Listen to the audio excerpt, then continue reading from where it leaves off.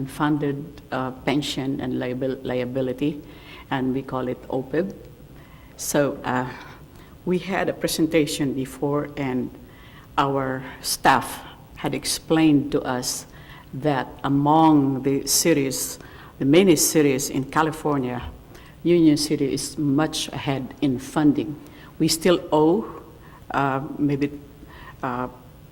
we still have unfunded part of the pension, but we are trying to put money. In fact, for the past 3 years, we have put like 25% to fund this unfunded liability, and we also have to. It's nice that our employees have.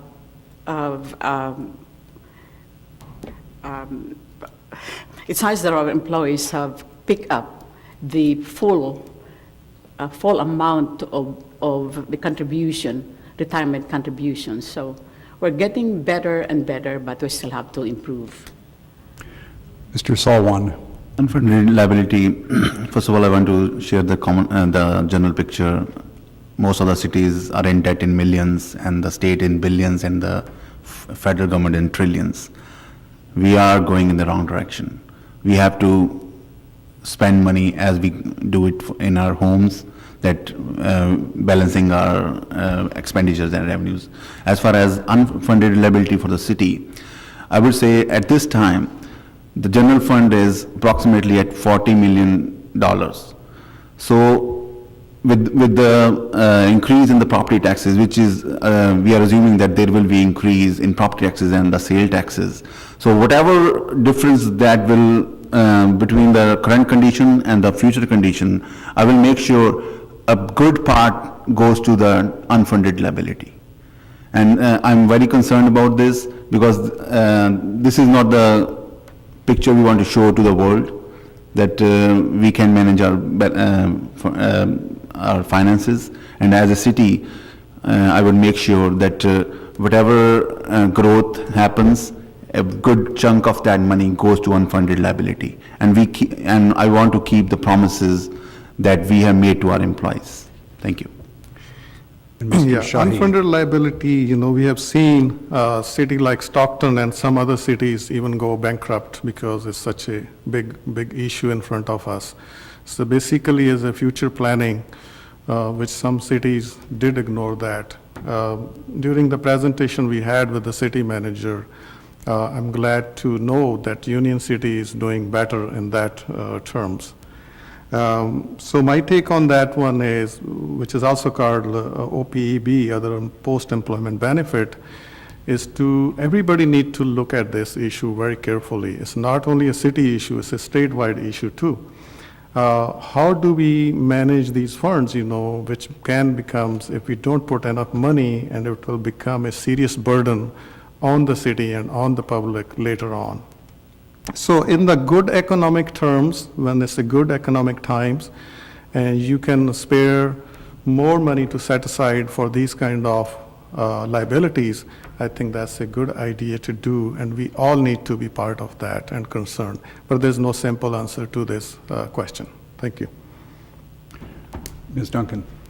So unfunded liability is a very complicated topic. This council spent our retreat studying it. We've had a couple of study sessions on it. We even had a presentation at our last council meeting.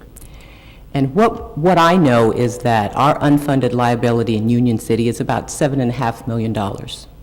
And what I know is that the state mandates how you pay that. They have what they call annual required contribution, which is the amount of money you should set aside every year as a city to make sure you have the money in the bank to pay those bills when they come due.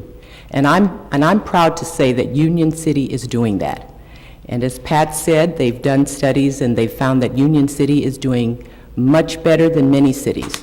So we're well positioned to manage the unfunded liability. We do have it, lots of cities have it, but it has more to do with the funding mechanism that was in place, not anything we did wrong. But we have corrected that. We're putting aside our annual required contribution. We're paying it off annually. I feel confident that we'll stay on top of this, and the city's doing all the right things in this regard. Mr. Ellis? Yeah, so to just build on what was previously said, you know, when we took office a little over 3 years ago, first, to help people understand it, unfunded liability in relation to pension is kind of like a house payment, right? You know, you have a big amount that you owe, but there's a whole plan in place that over 15, 30, 45 years, you know, you have your mortgage, you pay it off, and ultimately, what you pay meets the obligation. And so as previously stated, that mechanism was broken for many, many years, long before we took the dais. And so our city, under the leadership of the current council, has really focused specifically the last couple of years, as is mentioned, on really three things. How do we contain the cost over the long term, right? How do we get that equation back into control? How do we start to bring in additional revenue to the city so that whether it's through economic development or other means, we can put more money towards that long-term house payment that we've got to make?